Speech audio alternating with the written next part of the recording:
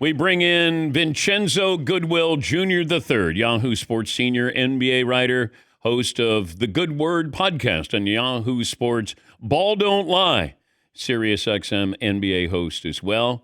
He'll be covering the NBA Finals. All right, here's your question. Tom Thibodeau was fired because ... The New York Knicks wanted to fire him. I think we try to make things a lot more complicated than they are. If you make the Eastern Conference Finals in a year where nobody expected you to get out of the second round, regardless of the circumstances, and you take out the defending champions in a decisive 6-game series, and that's not enough for you to keep your job, that meant that nothing was going to enable you to keep your job. You can talk about the Knicks roster and how top heavy they are. They're a second apron team. And I think that is something, Dan, that we don't talk about as much. When you look at the Phoenix Suns and the Milwaukee Bucks, some of those teams that are in those second aprons, those very punitive, investment heavy, parts of the CBA, the expectations are championship. And even if the roster doesn't look like a championship, the investment of the money says, we expect you to deliver a championship. Now, maybe Tom Thibodeau took this team as far as it can go, and you need a more innovative offensive mind. There was a lot of chemistry issues, it looked like, between Karl Anthony Towns and Jalen Brunson. But I ask you, Dan, when was the last time you've seen an NBA champion that had defensive issues at the point of attack with its point guard and at the rim with its center, and you won a championship? I don't know if God himself could have worked the magic that Tom Thibodeau was asked to work in these playoffs. So you're saying then they overachieved with Tom Thibodeau, not underachieved? In these playoffs, yes, absolutely. I don't look at, or I'll say this to the fans. Did you know that Landry Shamet and DeLon Wright were actually in the NBA when Tom Thibodeau threw them out there? Now, you can say Tibbs didn't develop his bench and everything else, and depth in today's game wins. When you look at the Oklahoma City Thunder, you look at the Indiana Pacers, the two teams playing in the NBA Finals, you are absolutely correct. But when you build a team that says, Mikal Bridges, we're going to pay 5 first-round picks for you. And then we bring in OG Anunoby before that. And then on the eve of training camp, we trade for Karl Anthony Towns.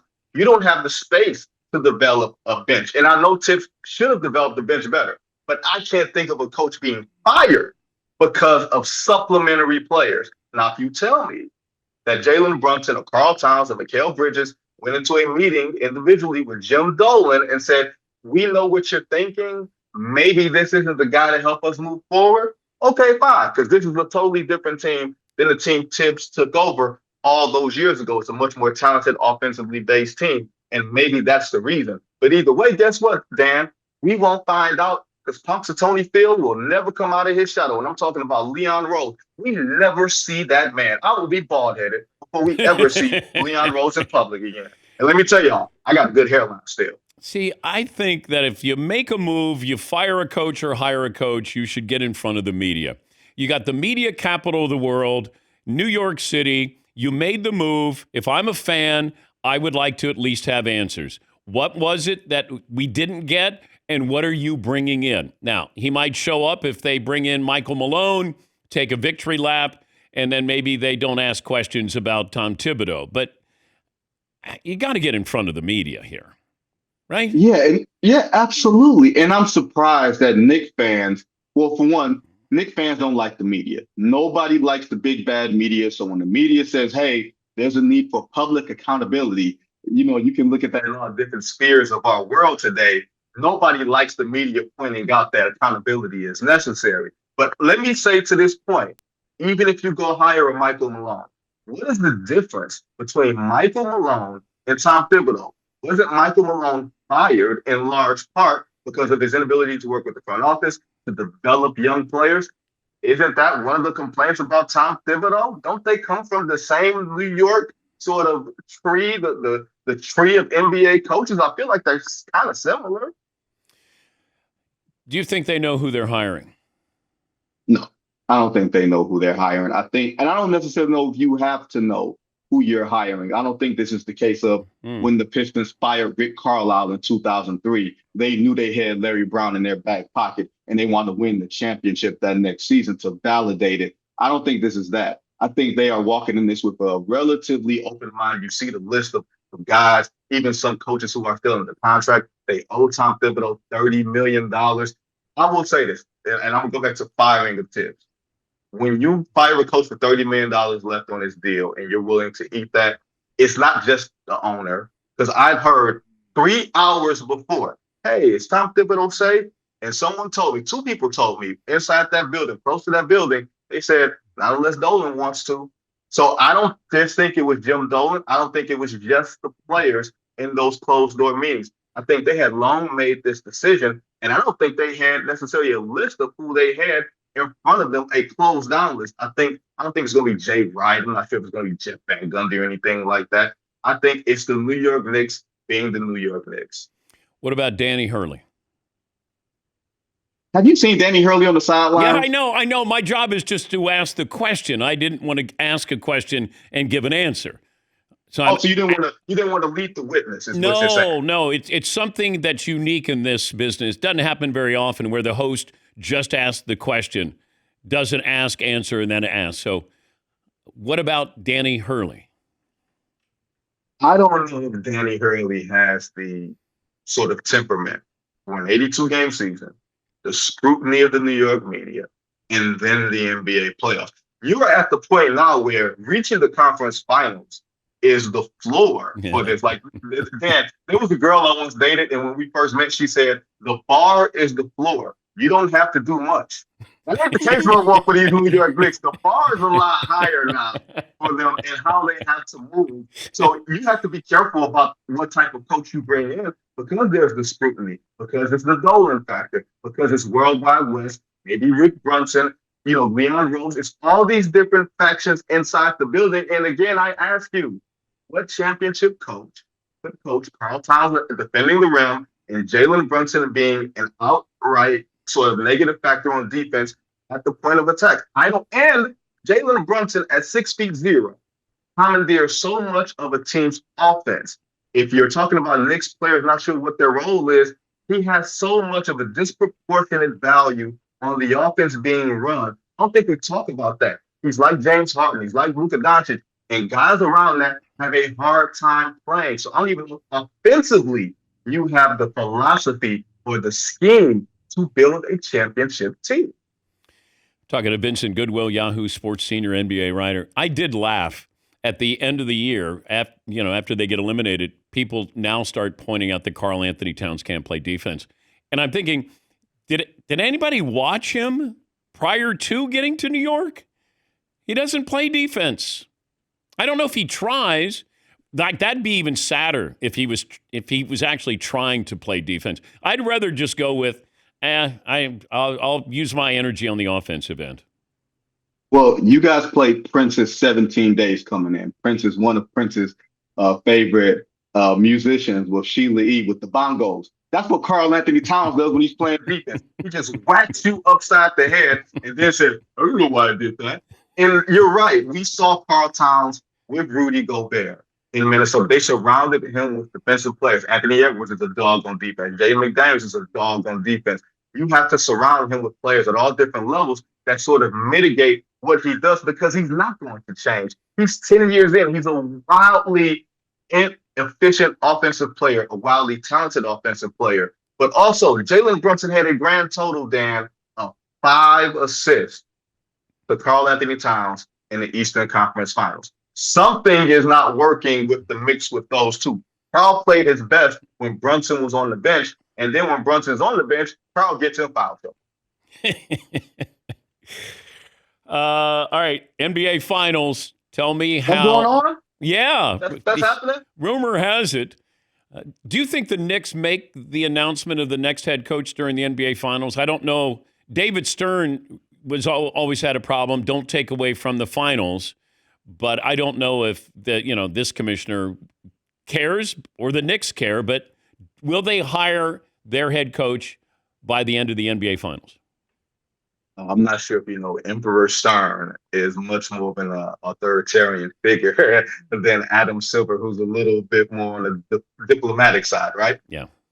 If you're assuming that the NBA Finals go longer than 5 games, maybe. But the NBA Finals stretch out for like 2 weeks. I had to pack like 75 pounds worth of clothes and stuff to carry here. But to answer your question, Dan, seriously, I wouldn't be surprised if the Knicks. I don't think the Knicks care. I don't think James Dolan cares. And like we said, Leon Rose doesn't have to be accountable to any damn body, publicly or maybe even privately when these things come out. So I think if they find their guy, if their guy is out there and he's not coaching in this series, and I don't think that he is, then you go ahead and you make the announcement, you get it out the way. And whatever Adam Silver says, they don't care what the league. The Knicks, I'm gonna tell you this: the Knicks don't give a damn what the league office says. The league office doesn't even have as much of a backbone as they should against the New York Knicks franchise. I'll leave it.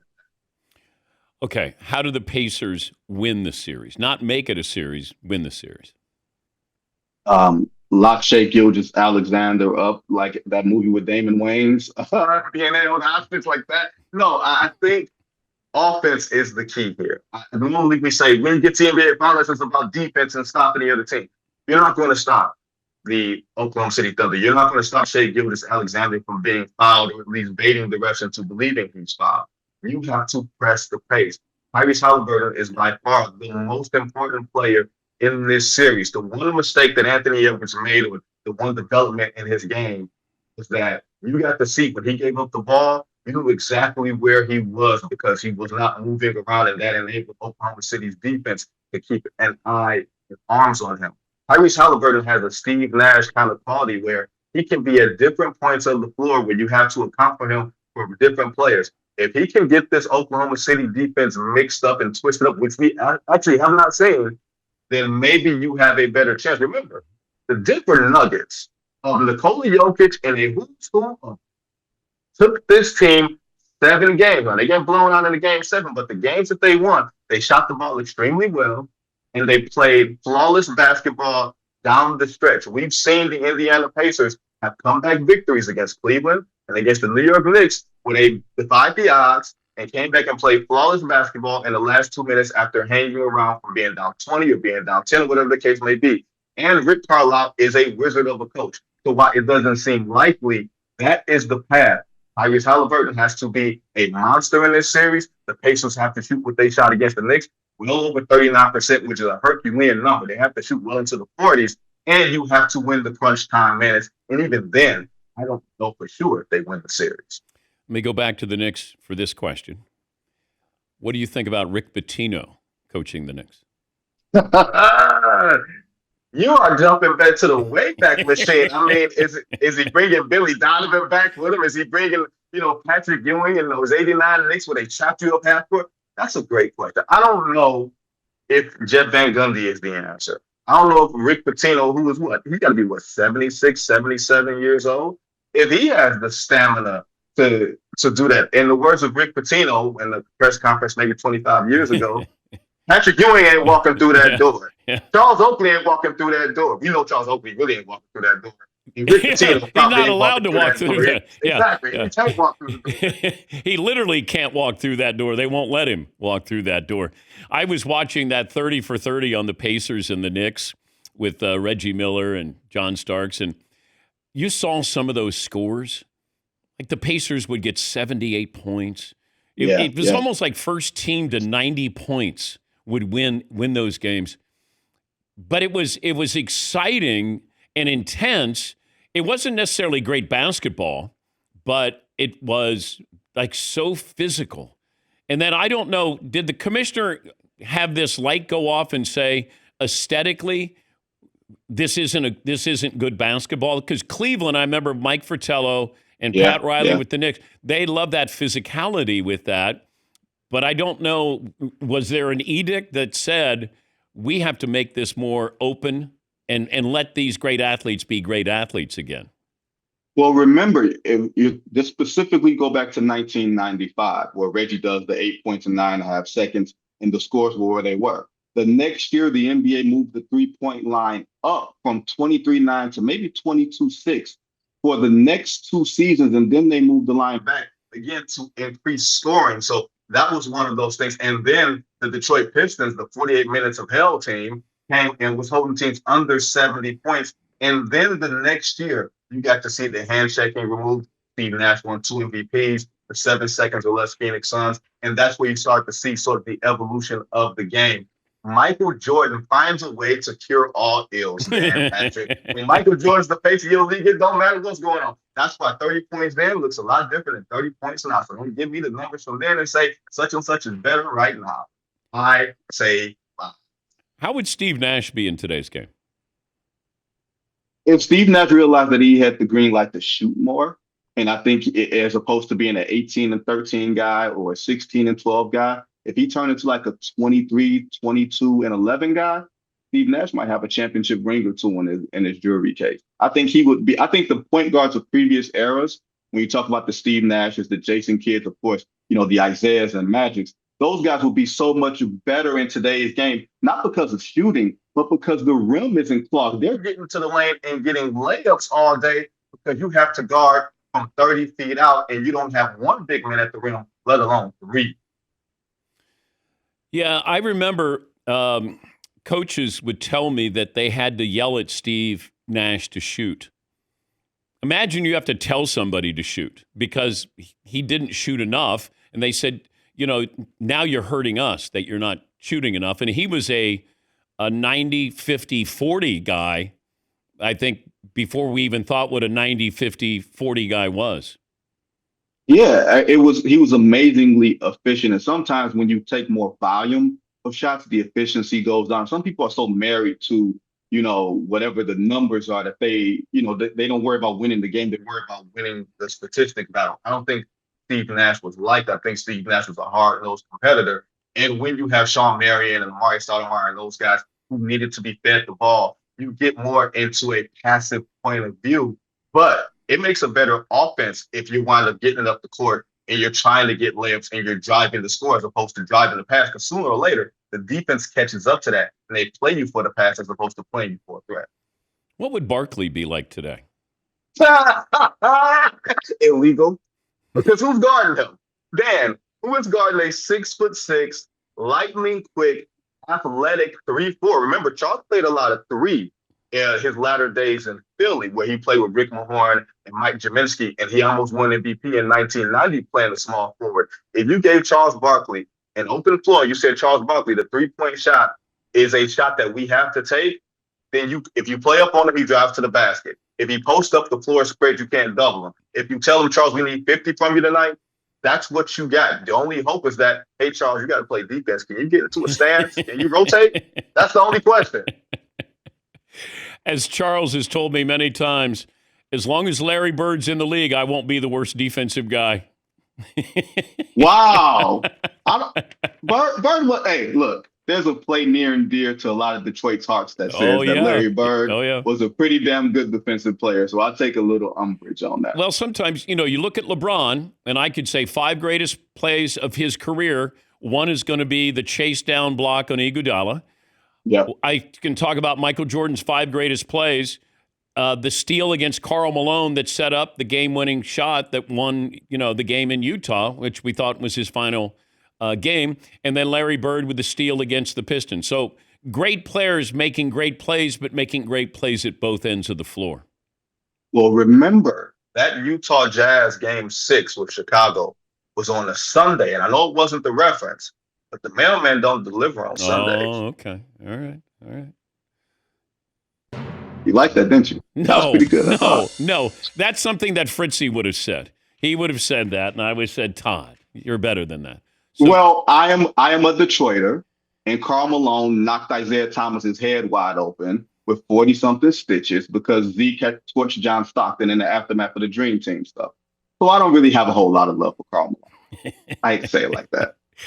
Good to talk to you again. Thank you, Vincent. Always, Dan. That's Vincent Goodwill. He's covering the NBA Finals for Yahoo Sports. Always good. As Marvin says, we get into the crates. That means that we delve into the archives with the NBA. Absolutely. All right. We'll take a break. Phone calls coming up. Final hour. John Buchagras from the Mothership covering the Stanley Cup Final. And Big Shot Bob Orry will join us as well. We're back after this.